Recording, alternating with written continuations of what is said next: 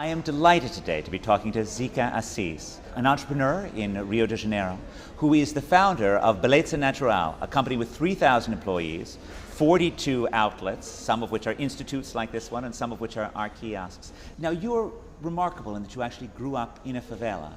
Can you tell us a bit about what that was like? Crescer na favela foi a coisa mais, para mim, foi uma lição de vida. Um aprendizado incrível, porque ali é onde a gente aprende várias situações. Situações de dificuldade, situações de credibilidade, vários momentos que você vive e que você leva isso para a tua vida inteira. E para mim foi uma lição incrível, porque eu venho de uma família muito humilde, uma família que passava fome, então tinha aquela opção. Vou passar fome, não tenho o que comer, não tenho onde dormir direito. Qual o caminho a seguir? Então, é aonde você sabe dos seus princípios. Eu preferi seguir o caminho do bem. Trabalhar, lutar, vencer, como outras pessoas, milhares de pessoas que moram na favela e lutam para isso. Did you always know that you wanted to be a business person?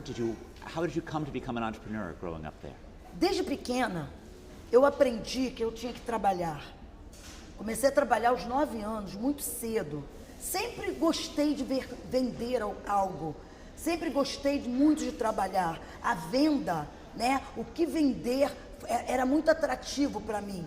Por quê? Porque sempre trabalhei em lugares que tinham coisas lindas, bonitas, tipo cristais, sofás lindos, coisas bonitas. E eu sempre queria comprar. Então, para mim, vender alguma coisa era uma luta, era uma coisa assim de vencer, de luta, de vencimento, sabe? De querer mostrar quem eu era. Então, foi nessa que eu comecei a aprender a vender roupas íntimas, a vender cerâmica, a fazer bolos e doces para fora. How did you learn to create better hair products? Eu fui à luta, com 21 anos de idade, eu criei um produto para poder tratar o meu cabelo, para que essas pessoas me respeitassem como ser humano e não como uma pessoa qualquer ou uma pessoa não bem vista na sociedade só por causa do cabelo. Então a minha luta foi grande por isso, mas eu amava o meu cabelo black, meu cabelo era volumoso, era meio metro para cima, meio metro para o lado. E quando eu tive a oportunidade de fazer um curso de cabeleireira para poder entender por que o meu fio era tão grosso, era tão armado e por que as pessoas não respeitavam esse cabelo. Foi aí que eu fui fazer esse curso de cabeleireiro, entendi como era o meu fio, mas e aí? Cadê o produto para poder tratar o meu cabelo e fazer com que essas pessoas respeitassem esse fio? Foi aí que eu fui em busca de um produto. Não havia produto. Então, eu preferi desenvolver o produto para poder passar no meu cabelo. Teve muitos erros, caía muito cabelo, muito. Mas eu em casa, na bacia, com uma colher de pau, eu consegui desenvolver um produto que não caiu mais, que não teve mais problema nenhum de queda, e foi aí que todo mundo começou a perguntar: o que é isso? O que você está passando no seu cabelo? Por que o seu cabelo está ficando assim? Por que o seu cabelo está com balanço, com brilho? Sabe? E isso me facilitou, né? Eu acreditei que aquilo ali era possível, que eu tinha desenvolvido o produto. Não sou química, muito pelo contrário, tirava notas péssimas em química no colégio, mas eu consegui formar, eu consegui registrar um produto, fazer e registrar um produto e ganhar uma patente para poder trabalhar. E isso que foi fantástico, por isso que eu cheguei ao Beleza Natural. Meus maiores desafios, quando eu comecei e quando eu abri o Beleza Natural, foi que as pessoas... O Beleza Natural foi muito novo para muita gente.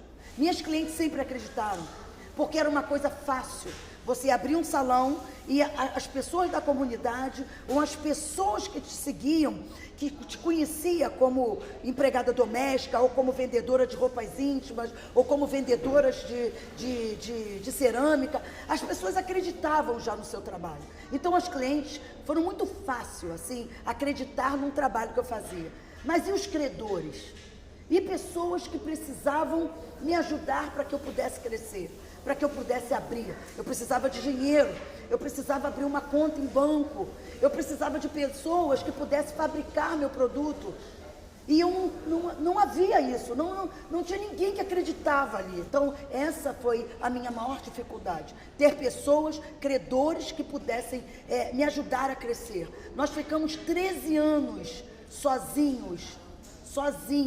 E aí foi aonde nós conhecemos uma ONG internacional que se chama Endeavor, e que nos ajudou a fazer todo esse crescimento, nos ajudou a ter um conhecimento maior da nossa qualidade, do nosso compromisso com tudo isso, com o nosso compromisso com a sociedade, com o nosso compromisso com as nossas clientes, com nossos colaboradores. Foi aí que o negócio foi mudando rumo, foi crescendo, e assim chegamos aqui. Se eu tiver que dar um conselho, é um conselho para empreendedores mesmo, que estão começando agora, buscar o que você quer fazer, conhecimento, trazer conhecimento para aquilo que você quer. Porque se eu tivesse esse conhecimento, eu tinha a expertise, eu tinha o produto na mão, mas se eu tivesse mais conhecimento na minha área, eu estaria muito mais longe. Então hoje eu digo, se ele quiser mesmo empreender, procure, se oriente cada vez mais para não decair. Porque tudo que você aprende e ficar aqui e que você sabe que é bom para o outro, você consegue chegar lá.